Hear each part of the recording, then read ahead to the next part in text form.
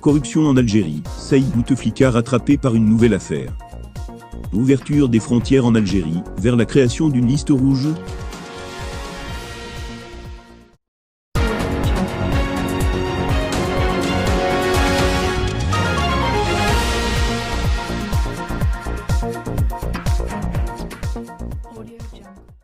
Corruption en Algérie, Saïd Bouteflika rattrapé par une nouvelle affaire. Saïd Bouteflika, frère et ancien conseiller du président déchu Abdelaziz Bouteflika, est cité dans une nouvelle affaire de corruption. Il a été auditionné mercredi 9 septembre, dans le cadre du lourd dossier des frères Kouninef, propriétaires du groupe QGC, c'est ce qu'a indiqué, ce samedi 12 septembre, le journal francophone El Watan. Selon la même source, une commission rogatoire a été envoyée au tribunal militaire par le magistrat conseiller pour auditionner l'ex-conseiller du président déchu à la prison militaire de Blida, où il purge une peine de 15 ans de réclusion, après avoir été reconnu coupable d'atteinte à l'autorité de l'armée et de l'État, en première instance et en appel. Les enquêteurs ont principalement questionné l'ancien conseiller à la présidence sur sa relation avec l'homme d'affaires Reda Kouninef. Son audition sous-entend l'ouverture d'une information judiciaire liée à cette affaire, dont le procès s'est ouvert et se poursuit au tribunal Sidi Mahmoud d'Alger. Dans le cadre de l'affaire de l'ex-ministre de la Justice, Tayeb Lou, liée à l'instrumentalisation de la justice à travers des pressions exercées sur les magistrats dans le but de donner un autre cours à la procédure judiciaire, des SMS contenus dans des téléphones trouvés par les services de sécurité au domicile de l'ex-ministre ont été adressés par Saïd Bouteflika et concernent les Kouninef. Selon des sources judiciaires, l'audition de Saïd Bouteflika dans cette affaire à la prison militaire de Blida suscite de nombreuses interrogations. De nombreux avocats se demandent si l'affaire Kouninef aura deux procès, le procès en cours et celui impliquant Saïd Bouteflika et plusieurs ministres et cadres. Ce qui est unique dans les annales de la justice.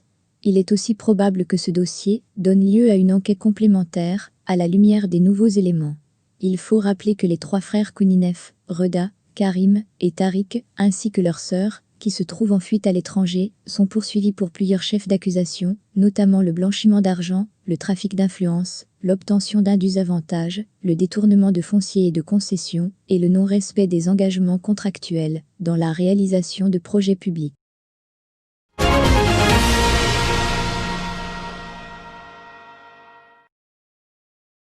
Ouverture des frontières en Algérie, vers la création d'une liste rouge. Après que les compagnies aériennes concernées nous auront fourni un protocole sanitaire pour voyager du point de départ au point d'arrivée et que le gouvernement aura déterminé la date d'ouverture des frontières, il y aura une liste rouge composée de pays dont les citoyens seront empêchés d'entrer en Algérie. Bekat Berkani, membre du conseil scientifique, est clair là-dessus. Le président du Conseil national de l'Ordre des médecins, également membre du Conseil scientifique de suivi de l'évolution du coronavirus en Algérie, a évoqué la question des frontières en stipulant que leur ouverture sera partielle et une liste rouge doit voir le jour, si l'on ne veut pas retourner à la case départ, concernant le bilan épidémiologique. Dr Bekat Berkani a tenu ses propos lors d'un entretien, paru le 12 septembre, au site d'information spécialisé dans les affaires liées à la communauté nationale à l'étranger Djalia DZ. En effet, une liste des pays dont les ressortissants seront autorisés à entrer en Algérie sera établie, explique Berkani. Cela, en fonction du nombre de cas infectés par le coronavirus enregistrés chez eux. Autrement dit, une liste rouge sera déterminée pour empêcher les voyageurs, en provenance de pays hautement contaminés, de pénétrer sur le territoire national. Les destinations et le nombre de voyageurs quotidiens se verront réduits également, ajoute l'intervenant. Et d'ajouter, le trafic ne peut pas revenir à la normale, comme il l'était auparavant, si les frontières s'ouvrent. C'est-à-dire que même, dans le cas d'un déverrouillage, il faudrait attendre encore, pour voir les liaisons aériennes et maritimes se rétablir normalement. La France et le Maroc dans la liste rouge? Selon Bekat Berkani, deux pays, avec lesquels l'Algérie interagit fortement, seront répertoriés sur la fameuse liste rouge. Ce qui renvoie à la France et au Maroc, précise l'orateur.